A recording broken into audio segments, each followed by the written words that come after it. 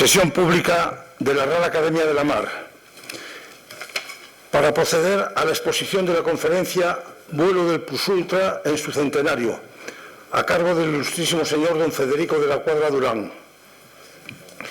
Excelentísimos, ilustrísimos señores, excelentísimas, ilustrísimas señoras, señoras y señores, sean bienvenidos a este acto que hemos organizado gracias a los buenos oficios de la Asociación Española de Ingenieros Navales, a la cual una vez más reiteramos nuestro agradecimiento.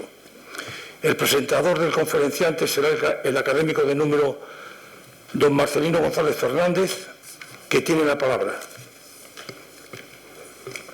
Señoras y señores, muy buenas tardes, bienvenidos. Paso a presentarles al conferenciante de hoy, Federico de la Cuadra Durán. Nacido en Jerez de la Frontera en 1943, es arquitecto técnico.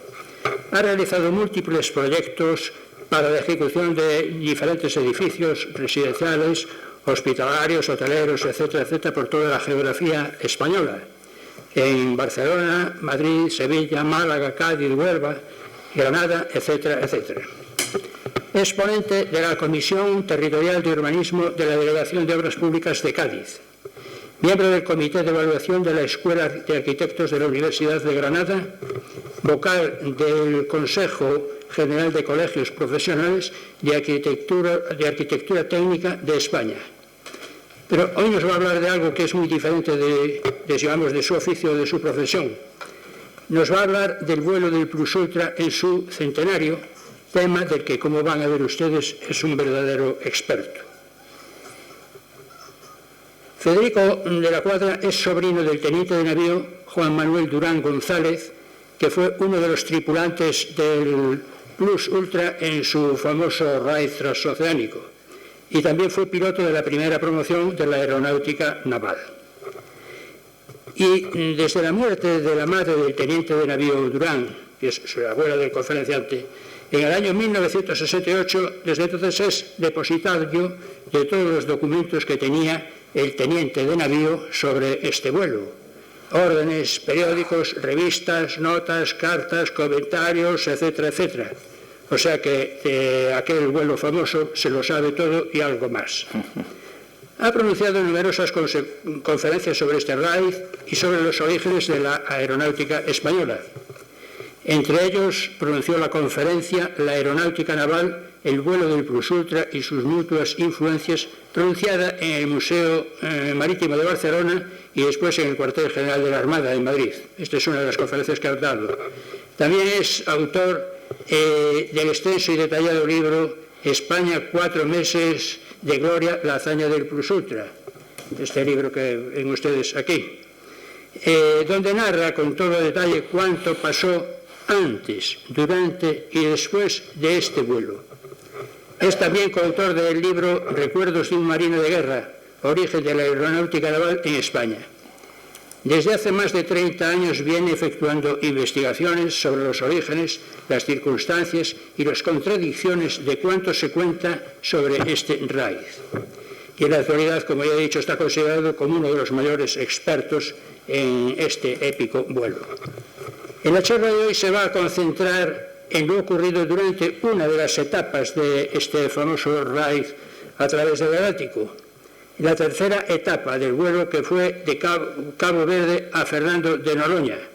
Fue la más larga y la más peligrosa de todas las que componían el recorrido. La charla de hoy, en ella nos hablarán de todo esto y contarán de aquella aventura lo que se dijo, lo que realmente ocurrió, que a veces no coincide con lo que se cuenta de algo.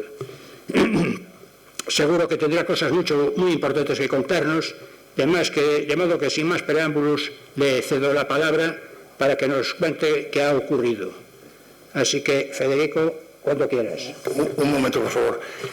Don Carlos Cremades Carceller, que es el director de esta academia, me ha rogado que te diga que por ineludibles cuestiones de trabajo no puede estar. Hizo todo lo posible por cancelar Sueza, pero no pudo venir.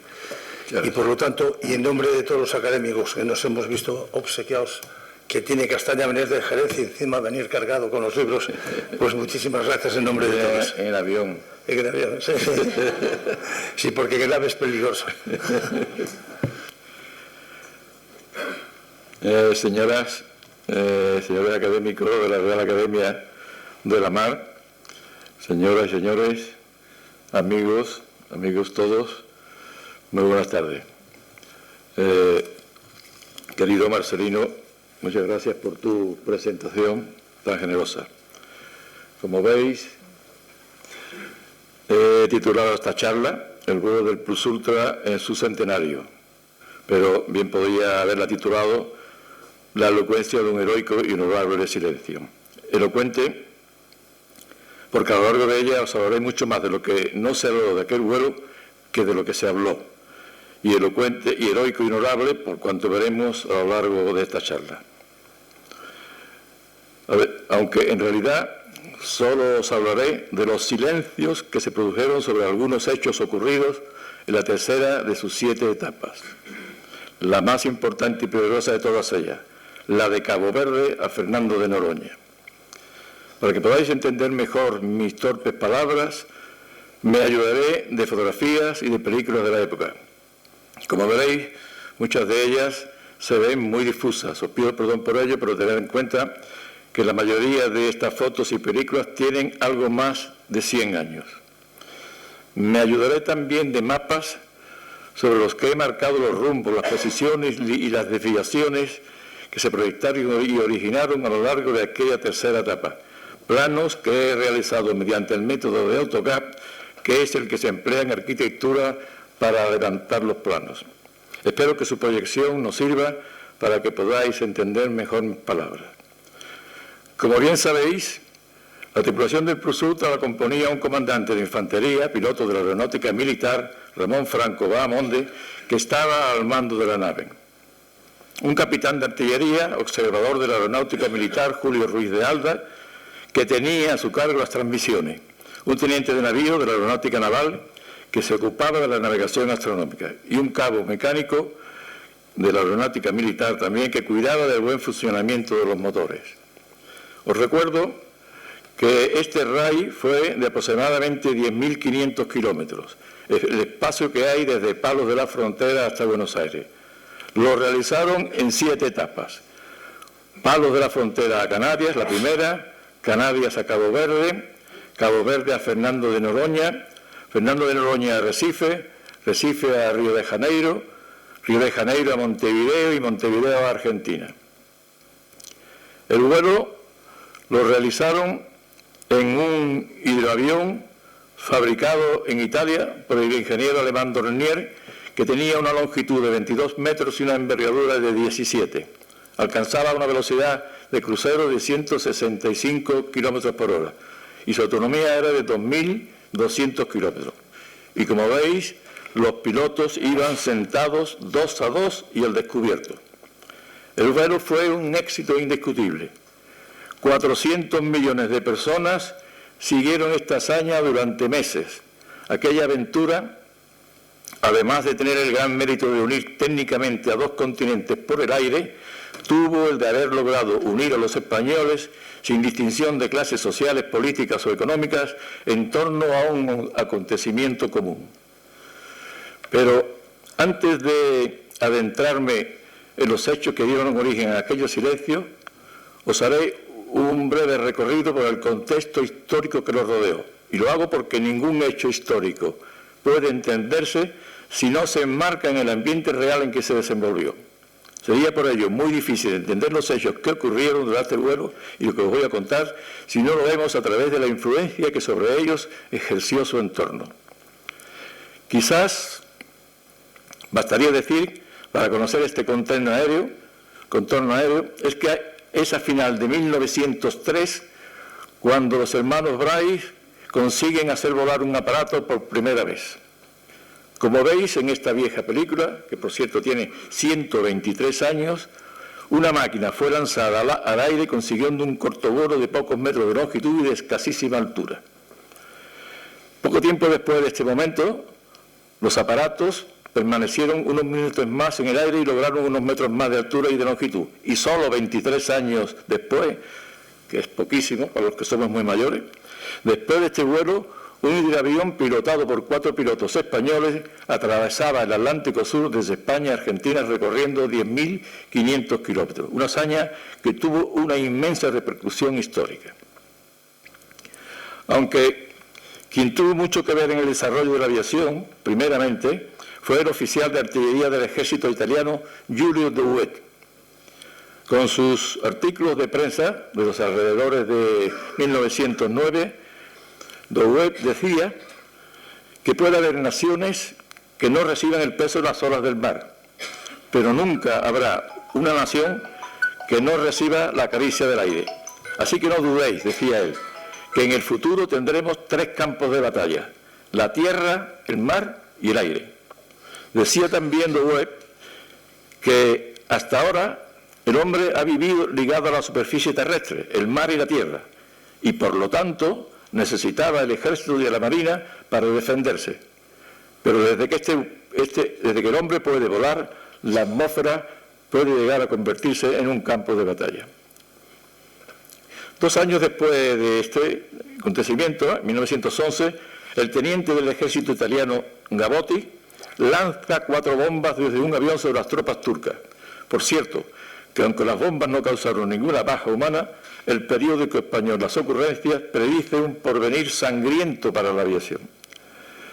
En España, como consecuencia de los artículos de Douhet, se crea oficialmente la aviación militar. Su primera actuación fue en la Guerra de Marruecos, en noviembre de 1913, llevando a cabo el primer bombardeo aéreo organizado de la historia.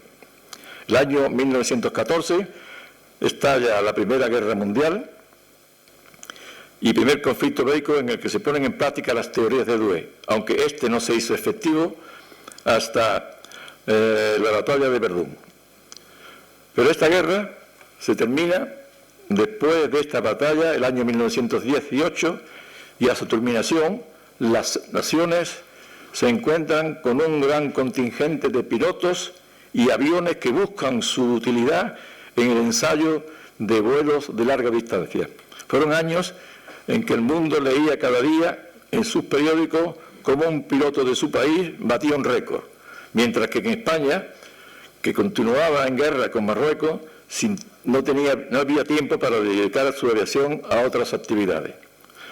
Por otro lado, el país se veía fuertemente influenciado por el hecho de que el general Primo de Rivera, pocos meses antes de esta RAI, en 1925, había terminado con la guerra de Marruecos. Así que tras la eliminación de estos 2 estigmas que impedían el desarrollo del país, Primo de Rivera prometía hacer grandes cambios. Los cambios prometidos,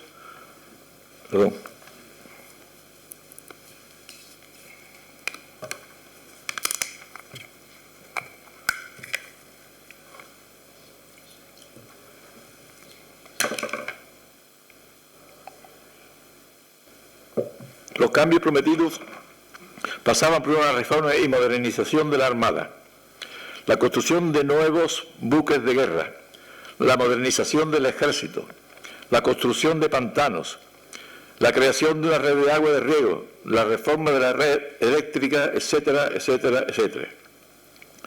Otro aspecto muy influyente en el contexto de aquel vuelo fue el que afectaba a la política que España mantenía con los países hispanoamericanos, pues los enfrentamientos independentistas habían creado un desencuentro con la madre patria que aún no habían sido superados. Tan importante era esta política para Primo de Rivera que solo 12 días antes de que el Plus Ultra partiera para América, hizo un desmembramiento del órgano central denominado Sección Política, organismo equivalente hoy al Ministerio de Asuntos Exteriores, y creó la Sección Política de América. Tras un acercamiento con estos países, Primo de Rivera deseaba convertir a España en el portavoz de estos países en la Sociedad de Naciones. Precisamente para apoyar esta política, varios años antes de que se programase este vuelo, ya se estaba preparando la famosa exposición iberoamericana que se iba a celebrar en Sevilla y en Barcelona. No debemos olvidar tampoco que tras el fin de la Primera Guerra Mundial surgió con fuerza en Europa y en América un interés exagerado por los acontecimientos deportivos en general, entre ellos los raids aéreos que tanto proliferaron en los países occidentales después de la guerra.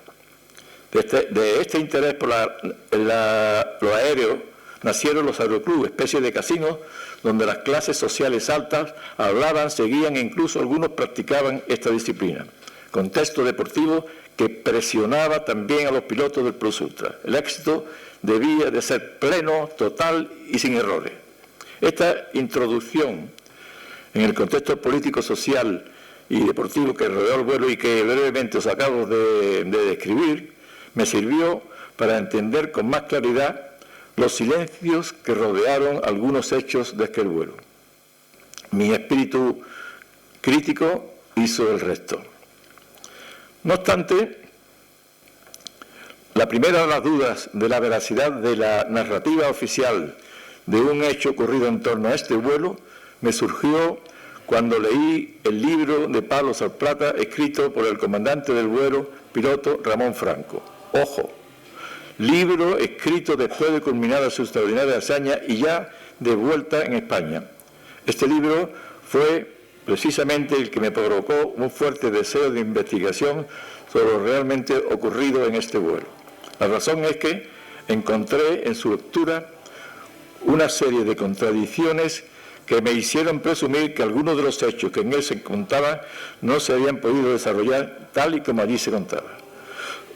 Por ejemplo, en una de las páginas de Franco, que Franco describe cuándo, cómo y por qué fue aprobado su proyecto del vuelo, y para explicarlo dice que fue porque estando en Larache, al general Primo de Rivera de este vuelo, le habló de este vuelo y al general le entusiasmó. Y sigue diciendo, inmediatamente después de conocer mi proyecto, me dijo el general que nos reuniríamos con él y con el ministro de Marina para que me facilitase un buque donde llevar los repuestos y el combustible.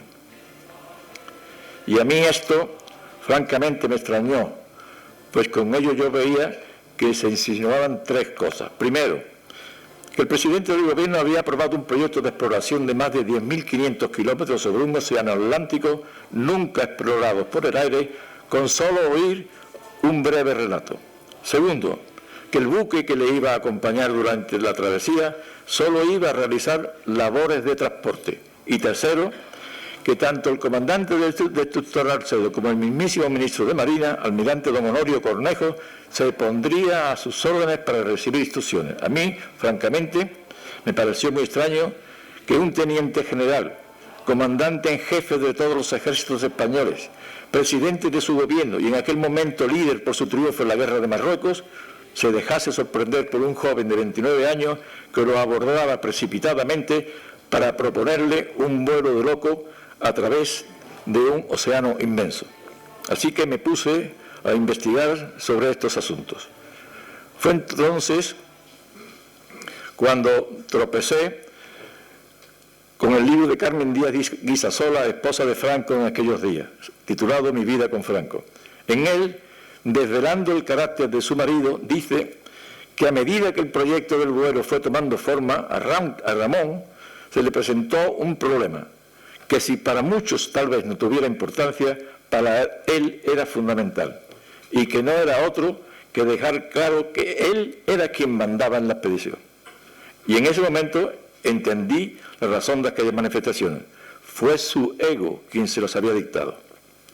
En realidad, lo que ocurrió, según pude conocer después, fue que efectivamente, como dijo Franco, Primo de Rivera tuvo noticia de su propuesta en Larache, pero la conoció meses después a través del informe del general Soriano, jefe de la aeronáutica militar. Fue entonces, y no antes, cuando Primo de Rivera comprendió que este vuelo podía ser muy interesante para su política. Hasta el punto que leí en un periódico de la época que Primo de Rivera puso tanto interés en este vuelo que dijo a sus ministros que España no podía permitirse el lujo de que este vuelo fracasase.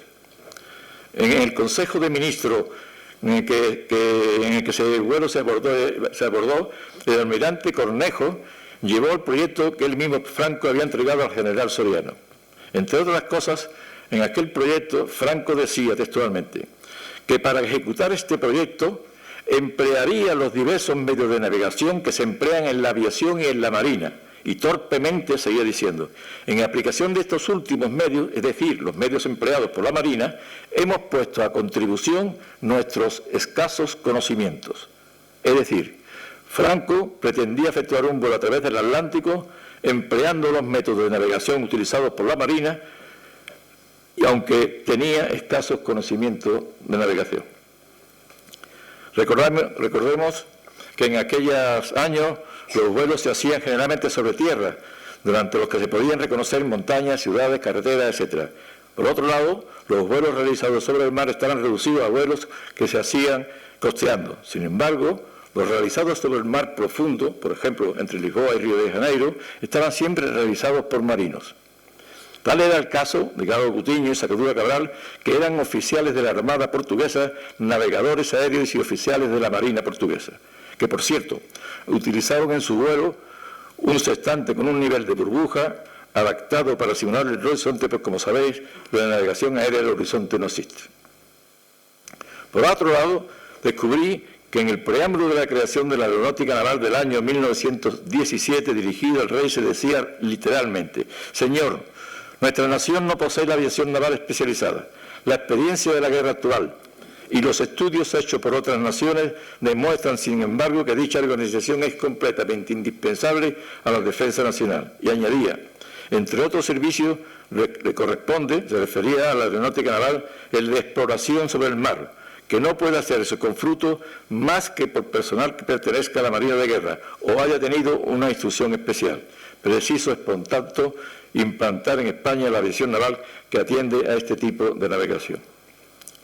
Esta razón y lo expresado por Franco en su informe fueron motivos más que suficientes como para que el vicealmirante Cornejo, en ese mismo Consejo de Ministros, dijera que este vuelo, tal y como estaba planteado, estaba condenado al fracaso, sobre todo en la etapa Cabo Verde y Fernando de Noroña. Es muy posible que estas mismas razones fuesen las que impulsaran al Consejo de Ministros a encargar a la Marina y concretamente a su ministro la coordinación y la planificación de aquella etapa. Yo, inmediatamente después de que tuve conocimiento de aquel encargo, vi que había nacido una operación militar conjunta, aunque para confirmarlo acudí al diccionario de la lengua española, que decía que una operación militar conjunta es aquella en la que participan dos o más fuerzas que trabajan unidas para lograr un objetivo común. Esta operación, decía el diccionario, implica una coordinación estrecha entre las distintas ramas militares, así como la integración de inteligencia, logística y comunicaciones, añadiendo que el mando puede ser jerárquico, con un comandante superior dirigiendo las operaciones, o puede ser un mando conjunto con toma de decisiones compartidas por varios líderes. Evidentemente, esto nada tiene que ver con aquello que decía Franco en su libro, que era que la Marina pondría a sus órdenes un buque para que le llevase los repuestos. Pero investigando aún más sobre ello, me encontré con una publicación de la Revista General de Marina de marzo de 1926. Fijaros bien, publicada después de la llegada del Plus Ultra a Buenos Aires. En ella, el entonces capitán de corbeta Rafael Estrada Arnau publicaba un trabajo muy interesante titulado La moderna navegación astronómica, marítima y aérea. En este trabajo, Estrada pormenorizaba los cálculos necesarios para realizar con sextante un vuelo exactamente igual que el del Plus Ultra. El artículo estaba publicado en marzo de 1926 y fechada el 18 de febrero a bordo del almirante Lobo, aunque no dice de qué año. El artículo se iniciaba con estas palabras: pronto hará 3 años, el 18 de abril, que los admirables oficiales de la Marina portuguesa, contraalmirante Coutinho y capitán de fragata Cabral, amaraban con el hidro Lusitania en el Penedo de San Pedro. El vuelo de Lusitania se realizó en 1922, por lo que los 3 años que anunciaba Estrada se cumplirían el 18 de abril de 1925. Es decir, este artículo estaba escrito un año antes de que se realizase el vuelo del Plus Ultra. ¿Conocían los marinos encargados de proyectar este vuelo este artículo? ¿Fue este plan de vuelo trazado por ellos el que les sirvió? Desde luego, no tengo ningún dato conocido que me lo asegure, pero parece lógico que los encargados de esta planificación, por lo menos, cambiaran impresiones con Estrada sobre el vuelo. Lo cierto es que con la intervención de Estrada o sin ella, lo que ocurrió fue que la Armada eligió los buques más modernos que tenía. El crucero Bras de Lezo, que estaba al mando del entonces capitán de navío Ángel Cervera Jácome, que fue ascendido a contraalmirante pocos meses después de este vuelo y condecorado con la Cruz de San Hermenegildo. El otro buque, el destructor Alcedo, aún era más moderno. Había sido puesto en servicio el 22 de agosto de 1924, es decir, solo 17 meses antes de este vuelo. Fue el primer buque de la Armada que utilizó fuelle. Y era tan moderno que, aunque su misión acababa en Recife, continuó hasta Buenos Aires para hacer publicidad de la industria naval española. Al mando del Alcedo estaban el entonces capitán de fragata don José María Gámez, experimentadísimo marino, que fue años más tarde vicealmirante jefe de la base naval y del departamento marítimo de Cádiz. En aquellos años fue muy comentada la extraordinaria singladura que efectuó hasta Buenos Aires, pues tuvo que desprenderse de parte de la tripulación para alojar a un médico y a su equipo. Por otro lado, para completar la operación militar conjunta, se decidió solicitar a la Aeronáutica Naval un piloto para auxiliar a Franco en los trabajos de navegación. Para estos menesteres se designó al teniente de navío Juan Manuel Durán González, experto en navegación aérea astronómica. Investigando sobre este asunto, me tropezó con el libro de Carmen Díaz Guisasola, en el que decía que cuando Franco se enteró de que iba a acompañarle un piloto de la Aeronáutica Naval, amenazó al general Soriano, jefe de la Aeronáutica Militar, con abandonarlo todo. Pero el proyecto, decía ella misma también, había crecido tanto que con Franco o sin él ya era imposible detenerlo. Entonces, al ver que era imposible evitar el acompañamiento de un piloto de la Aeronáutica Naval, dejó dicho en su libro que el ministro le había manifestado su deseo de que fuera en la expedición algún oficial de este cuerpo. Con ello, dejaba caer que el ministro le estaba pidiendo un favor. Como sabéis, el ejército no pide favores, sino que emite órdenes. En otra de las páginas de su libro, Franco dice que el piloto de la Aeronáutica Naval le había sido impuesto por la Marina como condición para que la Armada dejara los dos buques que le iba a acompañar. La Armada no puede poner condiciones para cumplir con las misiones que se le encomienda, sobre todo cuando son misiones de Estado. Era evidente, pues, que estaba planeada la presencia en el vuelo de un piloto de la Aeronáutica Naval no como una condición, sino como una necesidad para el éxito de la operación. Sin embargo, las opiniones que dejó Franco escritas en su libro nunca fueron desmentidas ni por las pasiones civiles ni militares, quedando como verdad oficial hasta nuestros días. Pues bien, dicho todo esto, entraré a exponeros lo que según mis investigaciones planeó la Armada en relación con la tercera etapa de este rayo. En pantalla tenéis el plano AutoCAD que el campo de actuación de esta etapa he realizado. El dibujo está realizado a escala, por lo tanto, cuanto marqué y dibujé en él, queda expresado con distancias y posiciones reales. Como el objeto de esta charla es ocurrir la tercera etapa de Cabo Verde de Fernando de Noroña, os presento en pantalla ahora un plano de la zona donde dibujaré las estrategias que se trazaron. En primer lugar, os muestro el rumbo trazado para que el hidroavión hiciera la ruta a Cabo Verde y los de Fernando de Noroña. Como sabéis, el hidroavión llevaba a bordo un recién inventado medio de navegación aéreo llamado radiogoniómetro, que era un aparato que constaba de una antena que podía girar para captar una señal de radio y determinar la dirección de la que provenía. Con esto podía establecer el rumbo a seguir para llegar al punto de emisión. La distancia que podía cubrir un radiogoniómetro no dependía de sí mismo, sino del alcance de la emisora que trataba de captar. Pero a su vez, el alcance de aquellos emisores dependía de la potencia de la emisora, de las condiciones atmosféricas, de la altura en que volaba el hidroavión y de algunas otras circunstancias, por lo que podrían ser útiles de decenas hasta cientos de kilómetros. Por otro lado, Hay que recordar que como en aquellos años era muy difícil saber de antemano las circunstancias climatológicas que incidirían sobre aquellas emisiones, es muy probable que los marinos optasen por elegir la más favorable de todas. En plano, en pantalla, podéis ver dos círculos, uno con centro en Cabo Verde y otro en Fernando de Noroña. Tenían 200 kilómetros de radio cada uno de ellos, más o menos. Muy probablemente fue el círculo de captación máxima que estimaron los marinos para aquellas dos emisoras. Solo la parte que quedaba dentro de estos círculos era en la que iban a hablar los pilotos al amparo de la radiocronómetro. Otro de los parámetros que la Marina tuvo en cuenta para la organización de este vuelo fue la salida y puesta de sol en Cabo Verde y en Fernando de Noroña. En Cabo Verde la salida era sobre las 7 de la tarde, hora local, y la puesta de sol en Fernando de Noroña sobre las 6 de la tarde, también hora local. Hay que tener en cuenta que en Cabo Verde se aplicaba el horario UCT1, mientras que en Fernando de Noroña el UCT2.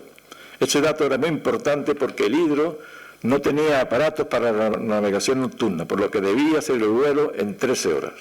Es decir, para llegar a Fernando de Noroña con luz, el Hidro tendría que salir de Cabo Verde a las 6-7 de la mañana, hora local, y tendría que volar a razón de 167-170 kilómetros por hora, que era precisamente su velocidad de crucero. De esta forma, llegaría a Fernando de Noroña sobre las 6 de la tarde. Teniendo en cuenta estos parámetros, la estrategia de la Armada era la siguiente. El Blas de Lezo zarparía 7 horas antes que el Plus Ultra, es decir, a las 11 de la noche del día anterior, y debería navegar a 20 nudos, su velocidad máxima era de 29, y de esta forma el Hidro iba a alcanzar al Blas de Lezo a 195 millas de Cabo Verde, sobre aproximadamente las 8 de la mañana. Tras su encuentro, el Blas de Lezo debería seguir navegando al mismo rumbo y velocidad por la popa del Hidro. En el plano dibujado el círculo emisor de la radio del Blas de Lezo, y una vez que el Hidro hubo sobrepasado el Blas de Lezo, debería seguir su rumbo a la misma velocidad. El Alcedo, por el contrario, zarparía 48 horas antes que el Plus Ultra, y tendría que navegar a 25 nudos hasta llegar a los Penedos de San Pedro. En el plano he dibujado el círculo emisor de la radio del Alcedo. Esta estrategia permitiría al hidroavión, en primer lugar, aumentar el espacio en que el Plus Ultra iba a volar al amparo del radioniómetro, es decir, aproximadamente un 30% del total recorrido.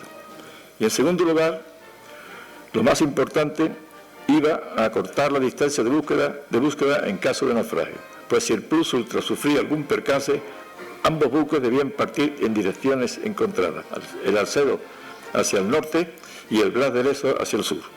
En el mapa de la pantalla se ve el punto en que se encontrarían ambos buques, tras navegar durante 15 horas, el Alcedo a 25 nudos y el Blas de Lezo a 20, punto que se situaba a 585 kilómetros de los Penedos. Durante la operación de búsqueda, los dos buques y el Hidro deberían estar con sus emisores transmitiendo.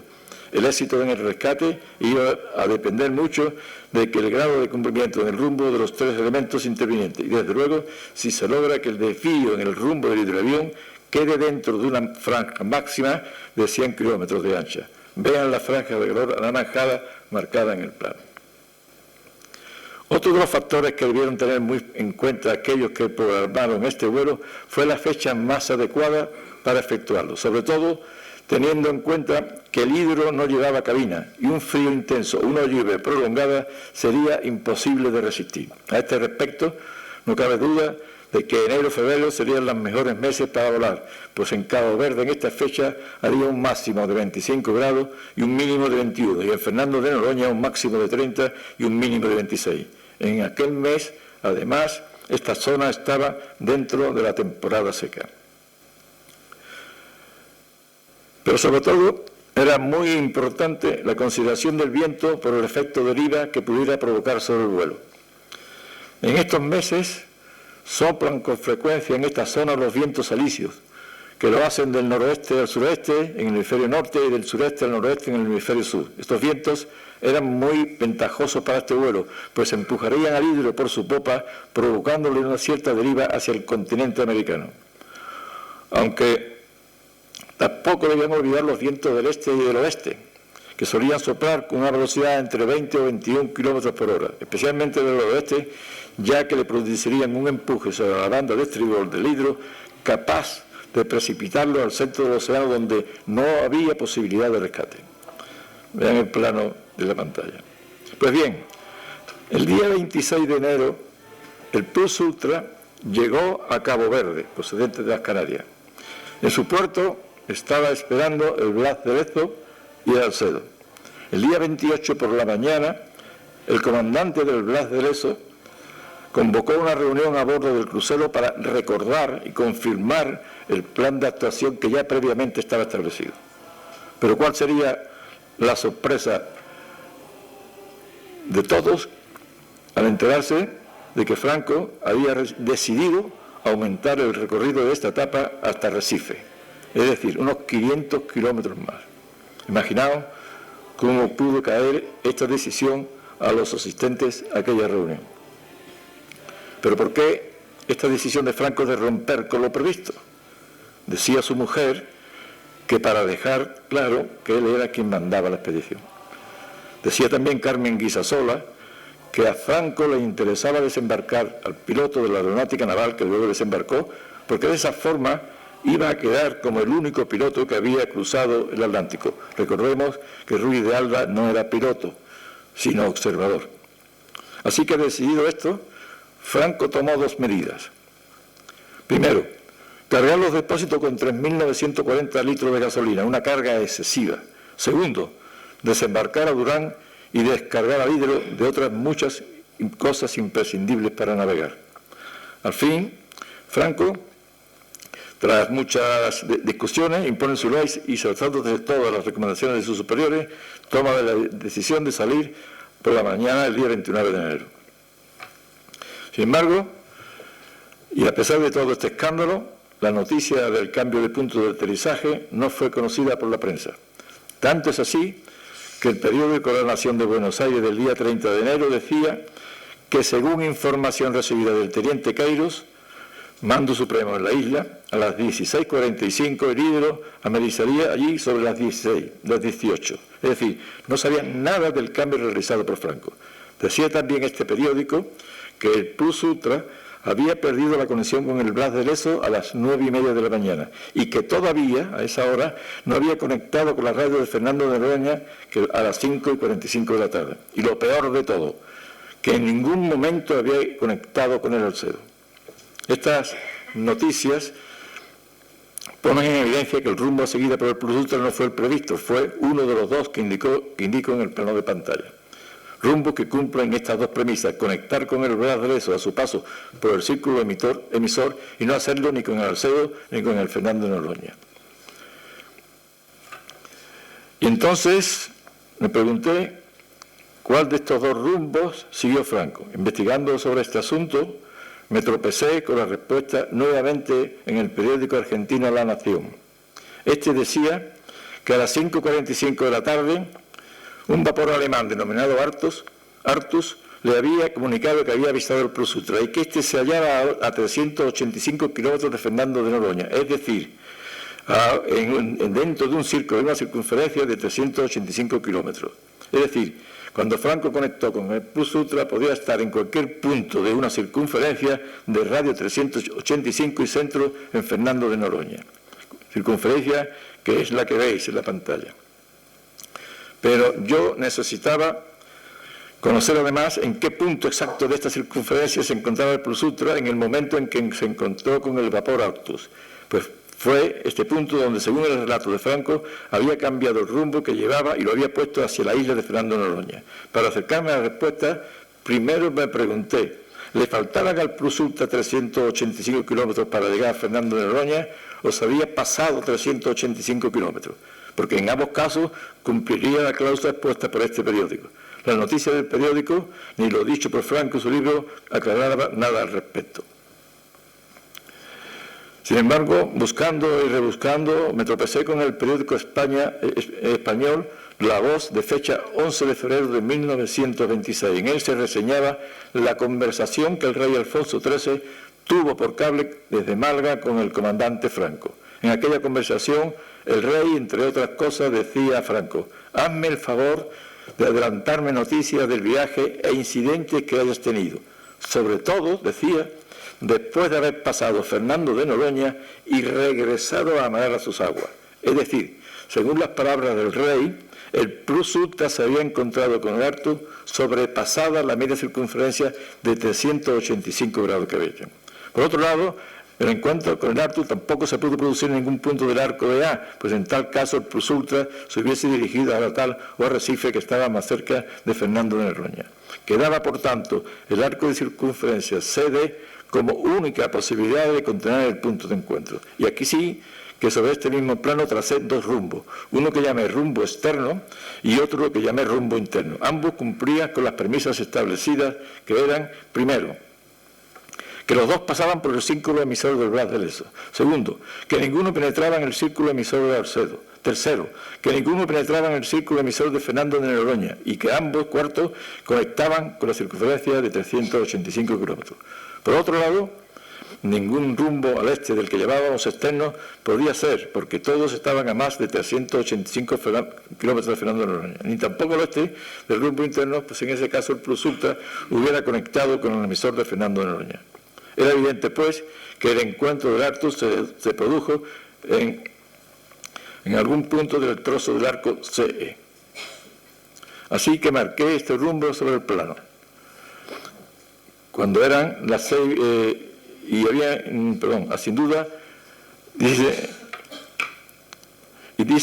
Franco en su libro que este buque le marcó el Artur su posición y que tras conocerla puso rumbo a Fernando de Noroña. Sin duda pensó que dada la hora, a las 5:45 de la tarde, ya le sería imposible llegar con luz a Recife, o donde le quedaba para llegar 565 kilómetros. Así que, por lo visto, Franco decidió poner rumbo a Fernando de Noroña. Y dice Franco que al amerizar corría un fuerte viento del noroeste y un gran oleaje del sureste. Por ello, ninguno de los barcos que había en la isla se atrevió a salir en su rescate hasta el día siguiente. Esto evidenciaba que el plus ultra había tenido una deriva que le había empujado por estribor hacia el interior del océano. Dice también que tras amerizar le quedaban en los depósitos 300 litros de combustible, a pesar de haber recorrido 80 kilómetros más de lo previsto, lo que demuestra que desembarcar a Durán fue intrascendente. Por el peso de Durán, unos 70 kilos, equivalían a unos 87 litros de gasolina, nada frente a los 394 de 1940 que llevaban su depósito, y frente al riesgo de desprenderse de un oficial de derrota. Así que, analizando estos hechos, hay que concretar diciendo que si estos hubiesen ocurrido de la forma que os he contado, estaríamos ante la presencia de unos actos militarmente gravísimos, y aún tendríamos que considerarlo más grave si tenemos en cuenta que fueron realizados dentro de una operación militar conjunta con mando único. Operación que nació en el momento en que un Consejo de Ministros, presidido por su presidente, ordenó a la Armada que se ocupara de llevar a buen fin esta etapa. Y lo dijo con palabras tan duras como: España no puede permitirse el lujo de que este vuelo fracase.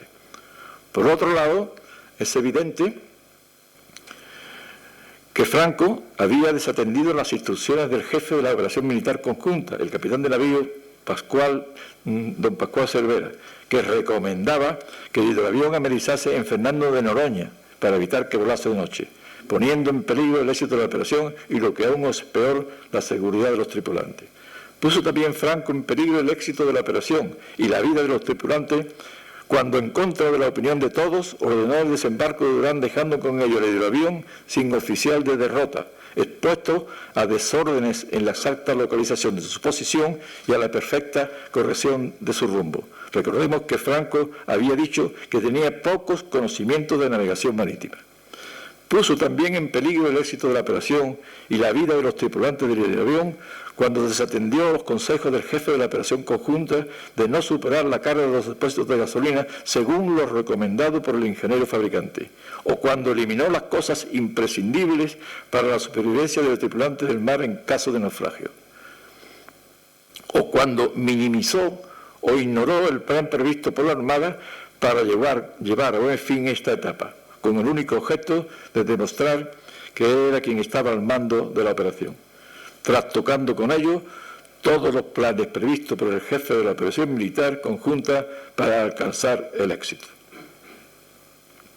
Pero al igual que a ustedes les puede pasar ahora, a mí yo me preguntaba, a medida que iba descubriendo la inverosimilitud de aquel relato, una serie de preguntas, entre ellas, ¿cómo era posible que Franco no hubiese sufrido un castigo por estos hechos? Por ejemplo, del general Soriano, por haber dejado en entredicho al mismísimo general Primo de Rivera, por dejar escrito que la Marina había puesto una condición para prestar los buques que le iban a acompañar, por amenazar al general Soriano, jefe de la aeronáutica militar, con abandonarlo todo si le obligaban a embarcar a un piloto de la aeronáutica naval, o por decir que los buques de la Armada, un crucero y un destructor, harían labores simples de transporte. Y aunque me formé... Perdón, me pasó algo. ¿Cómo puedo creer que me haya quedado sin...?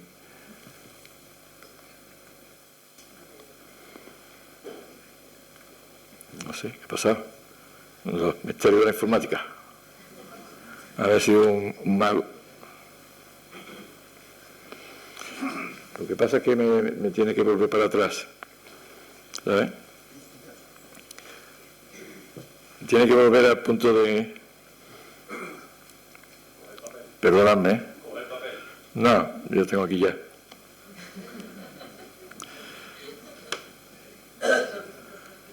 Bueno, un descansito no viene mal, ¿no?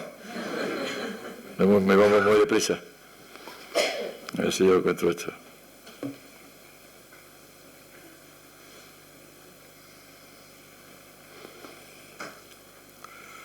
Y vamos por los castigos. Ahí estamos, sí. Un momentito. Y yo encuentro esto. No sé qué ha pasado, es un misterio.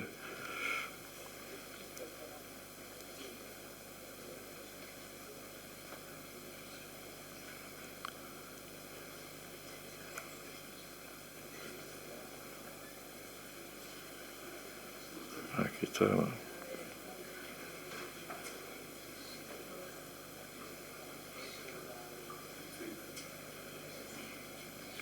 Bien.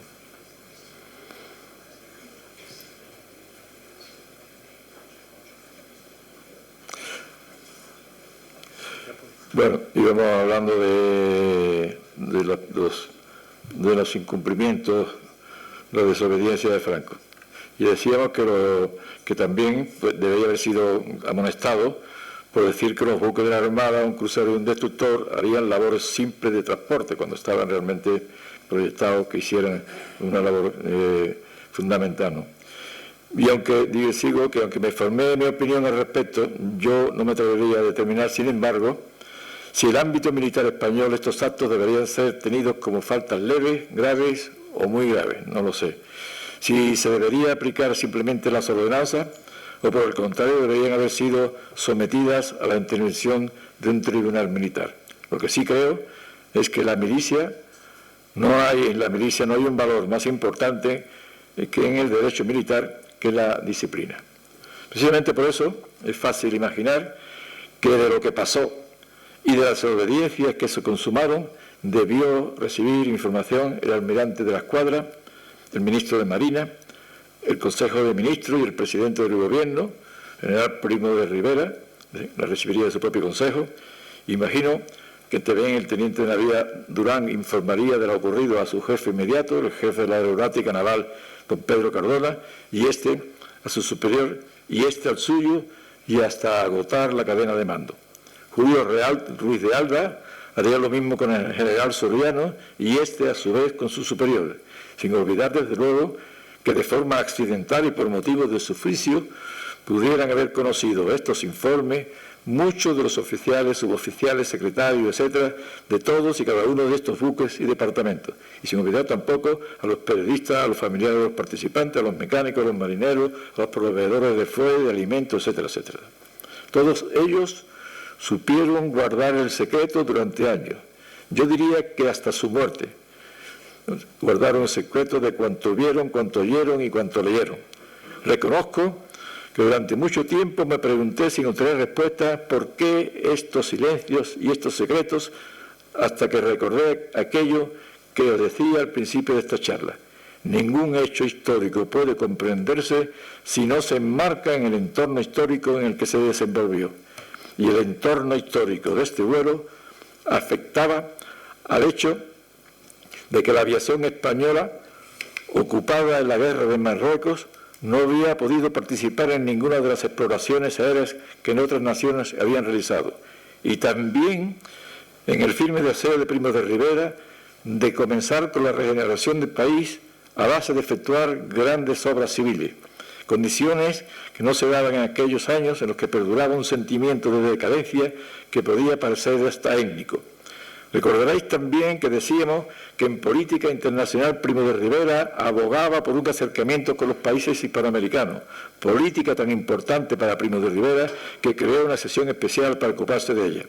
Al mismo tiempo, estaba preparando una exposición iberoamericana en Sevilla y en Barcelona, de donde iba a mostrar al mundo el desarrollo alcanzado por nuestro país. Es decir, Primo de Rivera deseaba conseguir que España fuese la portavoz de todos los países hispanoamericanos de la Sociedad de Naciones y que los preámbulos de estos proyectos sirvieran para lanzar al mundo la idea de que España estaba a la vanguardia de la ciencia y de la técnica.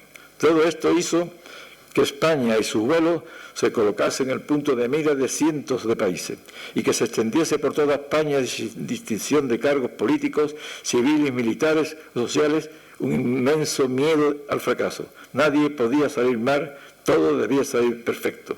Así pues, poco a poco, sin ningún orden y sin una orden expresa, un manto de intocabilidad se extendió sobre el vuelo del Plus Ultra. Ninguna de sus actuaciones debía ser criticada, y menos aún la de su líder, Franco. Así que tras el éxito alcanzado por el vuelo del Plus Ultra, fue todo aceptado lo que decía Franco en su libro De palos al plata.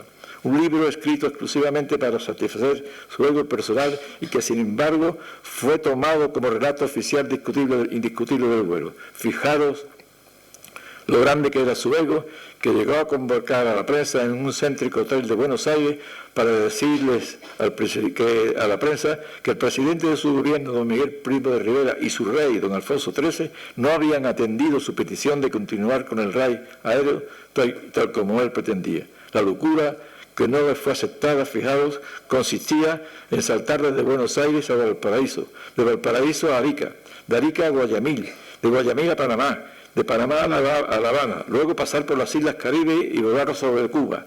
De La Habana pasar a Nueva York, de Nueva York a Terranova y de allí a las Islas Azores, y de las Azores a Vigo, donde culminaría su periplo.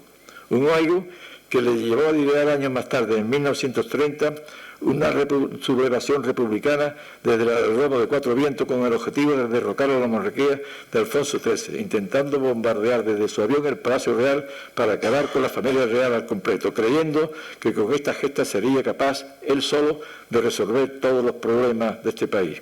Así que el miedo a este ego exagerado de Franco y a su buena relación con la prensa, que manejaba muy bien en su beneficio, creo yo que fueron los motivos que hicieron que tanto silenciaron los rumores y en todo caso tomaran como historios los relatos que no hubiese pasado por el tamiz del libro de Franco. Entre los más perjudicados por aquella política de relato oficial se encontraba la Armada Española, que se vio intencionadamente ninguneada en el libro del comandante Franco. Nunca, ni en aquel libro, ni en el relato oficial, fue reconocida la participación ni de la Armada ni de la Aeronáutica Naval en este vuelo, ni tan siquiera la dedicación y participación que sus mandos tuvieron en este éxito. Y como consecuencia, el Ejército del Aire, hoy del aire y del espacio, inexistente cuando se realizó este vuelo, aprovechando este vacío, se tomó este acontecimiento como suyo, aceptando el relato oficial. Hoy, haciendo dejación de su historia, la Armada Española acepta el relato oficial y se limita a colocar una pequeña maqueta del Plus Ultra en su museo, aunque si eso sí lleva un mausoleo a Durán o en el plan del Marino Ilustre. Mi interés en esta charla, ahora que se cumple el centenario de aquel vuelo, es el de rendir homenaje a todos aquellos que noble y heroicamente guardaron silencio hasta su muerte por el bien de la patria. De ahí, pues, esa lista que habéis visto de personajes que quería homenajear. Entiendo, quizás, que con aquellas palabras, quería hacerla especialmente con aquellas palabras del himno de la aviación escrita por don José María Pemán, que decían: volad a las gloriosas de España, estrellas de un cielo radiante de sol, escribir sobre el viento la hazaña, la gloria infinita de ser español. Perdonadme este lapso que he tenido aquí, que te has tocado un poco esto, y en fin, nada más. Muchas gracias.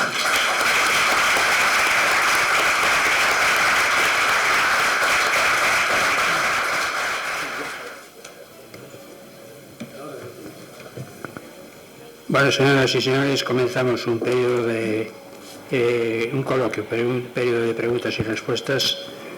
Ruego que las preguntas sean cortas, cuando quieran. Supone que soy yo el que contesto. Allá al fondo hay pregunta, ahí la mano levantada, Ignacio.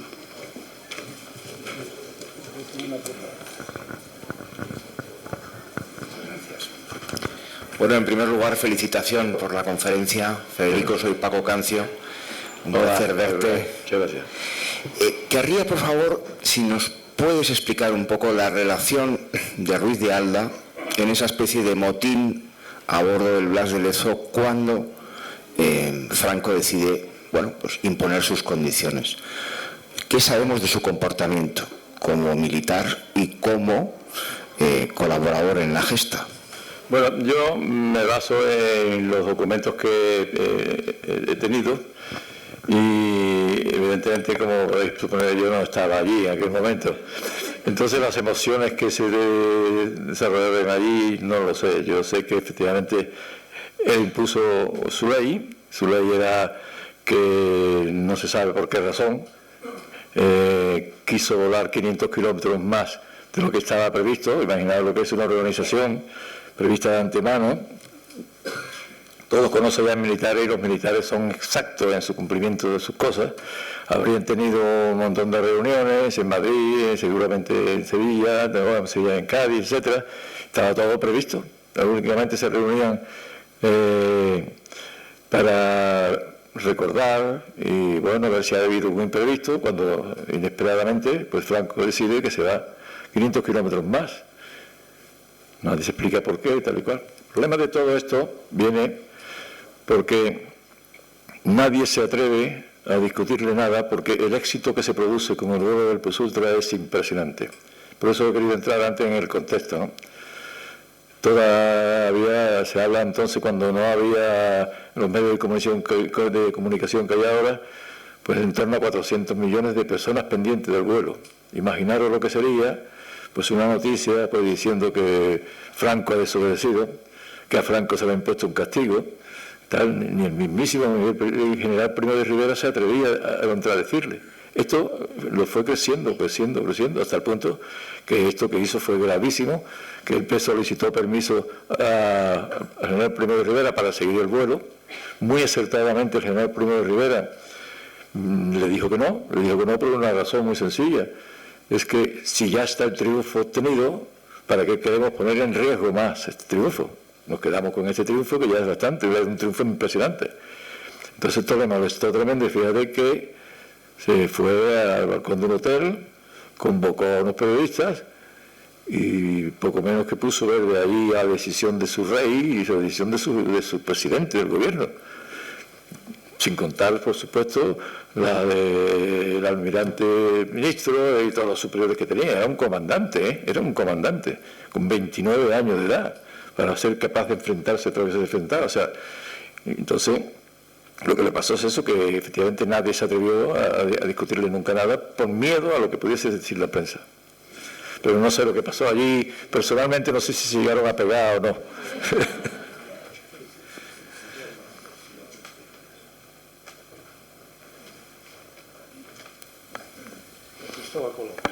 Sí, yo quería que decir que sorprende mucho.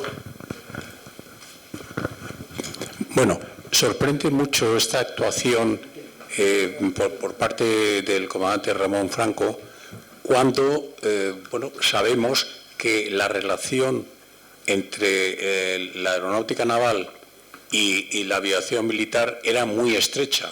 De hecho, muchos pilotos habían sido compañeros e incluso volaron juntos en las campañas de África, en aparatos en los cuales pues iba un piloto de un cuerpo y otro de otro. Y entonces todo esto, esta actuación aquí, sorprende y les debió sorprender mucho en aquella época, ¿no cree? Sí, bueno, no quiero dogmatizar, Yo lo cuento en realidad como se cuenta toda la historia, deduciendo documentos que ves, ¿no? No estaba allí para saber exactamente si pasó, incluso en el momento he dicho que es posible que no pasara así, posible, pero lo que yo evidencio y cuento aquí con razones es que pasó así, Y no sé por qué te iba a contestar. Y en relación con la buena relación que existía entre la aeronáutica militar y la aeronáutica naval, difiero un poco contigo, aunque yo sé que eres un experto en esto bastante más que yo, pero tengo noticias de que hubo momentos de grandísima tensión, sobre todo en África, grandísima tensión entre la aeronáutica militar y la aeronáutica naval. Hubo momentos, hay una renuncia del anterior piloto que sustituía a que iba a hacer el vuelo con Franco, que ahora mismo no me acuerdo cómo se llamaba, que renunció. El de México, Barberán, era el que organizó el vuelo con Franco y desistió de hacer el vuelo, y es posible que desistiera porque hubo unas diferencias con los planteamientos que hacía la Armada respecto a cómo se iba a hacer el vuelo. Eso es una de las, digamos, posibles razones. De todas formas, no me erijo en portavoz de la verdad, No me erijo en portavoz de la verdad. José María. Federico, ya sabes que en historia no sirven los testimonios personales o sirven poco. Si no tienes un papel que soporte con una firmita y un cuño, pues es... Pero por azar de la vida yo conozco una anécdota que me la contó el oficial de derrota del Blas de Lezo, nada menos. Estando fondeado el Blas de Lezo en Huelva para empezar el vuelo, el comandante del Blas de Lezo mandó a su oficial de derrota a ver a Franco para que se pusiesen de acuerdo en las frecuencias para esto que has contado del gonio y todas estas cosas. Y estando los dos hablando allí cerca del aparato, llegaron unas señoras que sería el equivalente a las damas de Loreto de hoy, ¿no? Y le traían a Franco, es para ver si tú confirmas que el carácter de don Ramón podía ser así o no. Le traían una virgen para que la colocase en la carlinga del avión y la virgen los protegiese durante el vuelo. Y Franco, de bastante mal modo, cogió la virgen y la tiró hacia la carlinga, y las señoras se fueron inmediatamente completamente fastidiadas, y en cuanto las señoras desaparecieron del horizonte de Franco, le dijo al oficial del Blas de Lezo: ¿me puedes mandar un mecánico de tu barco que me fije la virgen inmediatamente en la carlinga? O sea que... Sí, él tenía un carácter especial, Tenía un carácter especial.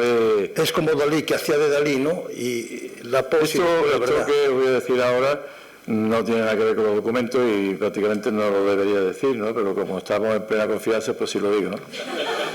Yo he oído siempre decir a mi madre, que ya sabéis que mi madre era hermana de Juan Manuel Durán, el marino, que el carácter de Franco era insoportable. Y que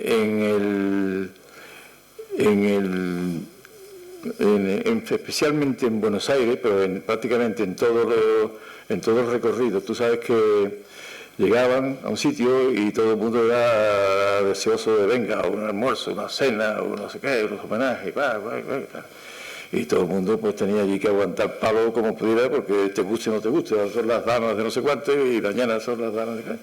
Pues Franco se permitía el lujo de Cuando no tenía ganas decía que no iba. Claro. Y entonces, pues entre Gregorio Ruiz de Alda o mi tío Juan Manuel, pues tenían ahí que decir que te había puesto malo, que estaba que no tenía un poco de tal, o sea, tenían que excusarlo, pero es que no me da la gana de ir, no voy, y a mí me empezó a decir cuidado. Claro. ¿Sabes? Entonces ese carácter era muy suyo, ese carácter de yo soy yo y yo soy... ¿Alguna otra pregunta? Hola, perdón, Gonzalo Parga. Primero, enhorabuena por la charla, me ha parecido súper interesante. Un tema solo técnico que a lo mejor es un poco disruptivo. Viendo el mapa ese que han puesto antes, que era súper interesante, si hubiera cogido, en vez de la ruta esa, hubiera cogido la ruta más al oeste, ¿no? Por el viento, que los alisios es lo que llevaron los vientos que llevaron a Colón, con el anticiclón de las Azores, el que llevó a Colón allí a llegar a América. Si hubiera cogido la otra ruta, a lo mejor, si el viento venía del noroeste, habría llegado perfectamente a Brasil, porque le sobraba hasta combustible, ¿no? Sí. Entonces, cuando pasó por encima del Blas del Lezo, ¿no es posible que hubiera algún tipo de sabotaje? Porque si tú estás en un barco fondeado, le puedes decir qué viento hay, cuando en un avión en esa época no sé si podías ver de dónde venía el viento, que era como... Bueno, el Blas del Lezo no estaba fondeado, el Blas del Lezo... Bueno, pero sabes qué viento hay, porque vas a... Sí, pero estamos hablando de 2.300 millas, de kilómetros, O sea, el Blas del Lezo sale detrás, el Blas del Lezo, en la táctica que tenía planeada la Armada, súper interesante. Todo consistía en que seguíamos todo el mismo rumbo, porque si alguien se desvía del rumbo, alguien, sobre todo el avión, va a tener un grave problema, no lo vamos a encontrar. Entonces, el secreto está en que sale el Blas del Lezo, antes le marca el rumbo al hidroavión con su radiocronómetro, lo adelanta, como es lógico, del avión, el barco, y sigue navegando detrás de él. Pero claro, navegando detrás de él, pues imagínate lo que volaba un avión, aunque volara a 167 kilómetros por hora, pero era muchísimo más que lo que navegaba el barco. El otro barco, el Alcedo, había salido antes, se había situado y se había posicionado en un sitio. Tú dices, ¿por qué no el Alcedo le ha comunicado? Oye, ten cuidado que aquí existe esto. Bueno, ya esto creo yo que ahora es muy fácil de hacer, porque ahora se habla con facilidad, pero en aquellas fechas, el almirante sabrá mejor, en aquella fecha de 1926, las radios, ten en cuenta que de las primeras que hubo en el mundo fue en Argentina y se inauguraron en 1923-24. O sea que la radio, los barcos de la emisora y tal, eso era relativo. O sea que no creo yo que, no lo sé, pero yo no creo que un barco desde el periodo de San Pedro pueda avisar a un avión que ten cuidado que tienes ahí y tal. Creo, ¿no? Yo creo que el problema, esto es una opinión personal, tampoco tengo datos para averiguarlo, porque evidentemente yo no iba en el avión, pero a mí me parece, y me gusta además que me parezca eso, es que Franco ni se enteró que tenía deriva, porque la deriva no la notas tú como no la veas, ¿no, almirante? Entonces no se enteró que tenía deriva. Él de pronto se pasó de Fernando de Noroña, se pasó, pero es que iba aquí y se pasó. Noroña estaba aquí y él estaba aquí. Entonces, además dice él en su libro que cuando llegó había un viento del este, el noroeste, que soplaba tan fuerte que los barcos que estaban en Fernando de Noroña desembarcó allí a las 10 de la noche, a 25 millas de la costa, que no se atrevería a ir, bueno, porque como no había luces, él no tenía navegación nocturna, pues no podía, dijo, aquí me quedo. A 25 millas de Belice se quedó. Y no se atrevía ningún barco a ir a buscarlo hasta el día siguiente. Quiere decir esto, que si el viento, él mismo, Franco, en su libro, dice que el viento era tremendo y tan fuerte, y además era del noroeste, oiga, del noroeste el viento lo empujó usted hacia la mar. Pero nunca dice que tuvo una deriva, no lo dice en el libro. En su libro no dice que hubo una deriva, tal, no lo cuenta. Todo lo deduzco yo, igual, porque eso es una cosa que pudo haber pasado también. Los temas climatológicos no son exactos. Yo trazo un rumbo que llega a esa deriva desde el momento que sale hasta que llega a encontrarse con el barco del Artus, que es continua, pero pudo haber pasado que iba bien y en un momento determinado se produce un cambio de viento o en ese punto de un viento distinto. Eso puede pasar también. Lo más lógico es que vaya derivando poco a poco, pero bueno. No sé, me gustaría saberlo también.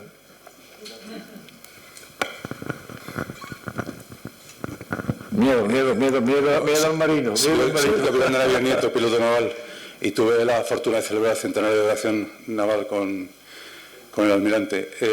No quiero desaprovechar esta oportunidad sin hablar del teniente navío Durán, del militar, del marino, el aviador. Y ya que está usted aquí, por favor, ¿nos puede describir cómo era el teniente navío Durán que le contaba su madre, el teniente navío Durán? Bueno, yo no lo conocí. Él murió en el año 26 y yo nací en el año 43. En mi casa se hablaba de él continuamente. Bueno, en mi casa, en casa de mis tíos, continuamente.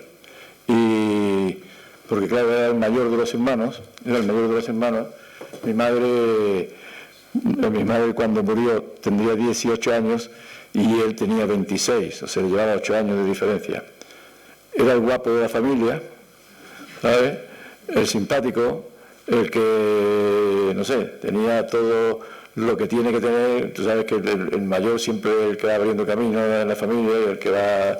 Y bueno, encima pasa una cosa gravísima, que es que vuelve de esta hazaña en la que se sienten súper orgullosos todos. Mi abuelo era médico y dice mi madre que seguía con los periódicos continuamente por donde van, tal, era su hijo, ¿no?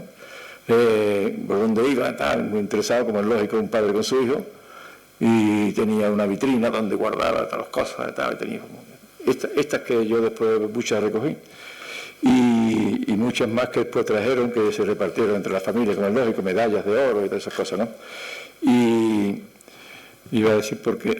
y entonces pues vuelve de América, lleno de gloria, viene a Sevilla, en Sevilla el rey lo recibe, lleno de honores, etcétera, etcétera, hasta que poco tiempo se incorpora a su destino nuevamente en Barcelona, y en Barcelona en una operación estúpida, haciendo una operación de una práctica de los hidros de aeronáutica. No me resisto a no contar eso. ¿Lo puedo contar? Claro. Porque me hizo mucha gracia. La operación consistía en que unos buques de la Armada salían de las islas de las Baleares y desde Barcelona se suponía que eran enemigos, tenían que detectar al enemigo y bombardearlo. El bombardeo, lanzaban unos globos en la lanzadilla para que los globos vean tal y cual, y hasta que lo detectan a los buques por dónde van. Entonces sale la escuadrilla del puerto de Barcelona a bombardear, y digo que me hace mucha gracia porque no me imagino eso, no sé si eso se da ahora o no. Bombardearon con sacos de arena, tiraron con sacos de arena y cayeron 3 y no sé cuánto, tengo detalles de mucho detalles de eso de lo que dio, ¿no? Entonces pues un avión de su misma escuadrilla, cuando ya no sé cómo se llama, ordenan él era el jefe de la escuadrilla, ordenan romper fila, roza con su ala, y como no había paracaídas ni nada entonces, el otro consigue salvarse y Juan Manuel Durán cae precipitadamente al mar y se mata, logra salvarlo precisamente un tío. Está ahí el hijo de ¿sí? Antonio, sí. ¿Sí? Hola. Se tira, pues voy a contarlo también porque es muy curioso, que era un teniente de navío también, compañero suyo, que estaba navegando en un globo, porque era de los que iba a esa lanzadilla de los globos, ve que su amigo, eran amigos todos, porque eran todos compañeros, se ha estrellado contra el agua, y de 25 o 30 metros de altura se tira del globo sin pensarlo, ¿vale? Y lo consigue sacar del agua y llevarlo a un barco, y allí pues en el barco muere, ¿no? Bueno, pues esto, imagínate lo que es para la familia, ¿no? La familia, mi madre, mis tías, pues no, ya a partir de ese momento, pues también me acuerdo que decía. Mi abuelo, entonces, pues decide todo lo que guardaba y todo lo que era su hijo, tal y cual, pero a partir del momento esconde todo lo que tiene y ya no quiero hablar más de esto y me olvido de esto y tal, y se olvida efectivamente de lo que le pasaba a su hijo y no quiere hablar más de ese asunto. Coge todo lo que tenía, lo guarda allí y no quiere saber más nada de ese asunto.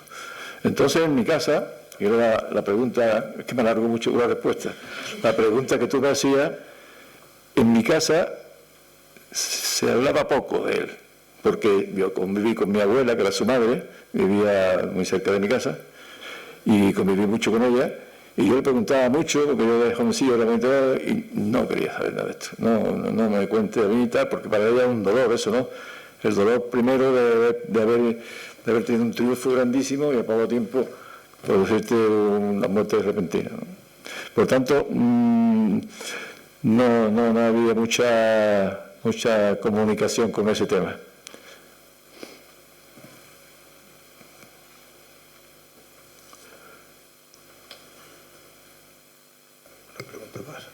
¿Alguna pregunta más? Pues si no hay más preguntas, enhorabuena. Perdonadme. Perdón.